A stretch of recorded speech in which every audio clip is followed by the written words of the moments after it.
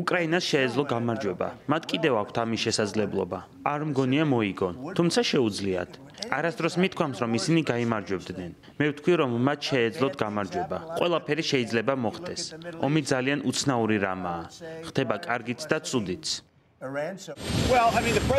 პრეზიდენტი მუშაობს იმაზე, რასაც უკრაინელები ითხოვენ. ვიცით, რომ მათ ტომაჰავკები უნდათ. თუმცა პრეზიდენტს მისი გადაცემის შესახებ გადაწყვეტილება ჯერ არ მიუღია. შეერთებული შტატების პრეზიდენტი პირველ ყოვლისა თავისი ქვეყნის უსაფრთხოებაზე ზრუნავს. ცხადია ეს ნიშნავს, რომ ჩვენ გვჭირდება კრიტიკულად მნიშვნელოვანი შეიარაღება ჩვენი საზოგადოებისთვის, ჩვენი სამხედროებისა და ჯარისკაცებისთვის და პრეზიდენტი სწორედ ამას ანიჭებს დიდ მნიშვნელობას. რუსეთ-უკრაინასთან დაკავშირებით მიღებული ყველა გადაწყვეტილების მიზანია მშვიდობის დამყარება, რადგან ეს ამერიკის ინტერესებშიცაა. თუ პრეზიდენტი ჩათვლის, რომ ტომაჰავკების გადაცემასთან დაკავშირებით ევროპაში კონსულტაციების გავლაა საჭირო, ის ამას გააკეთებს, თუმცა ამჟამად იარაღის გადაცემაზე გადაწყვეტილება მას არ მიუღია.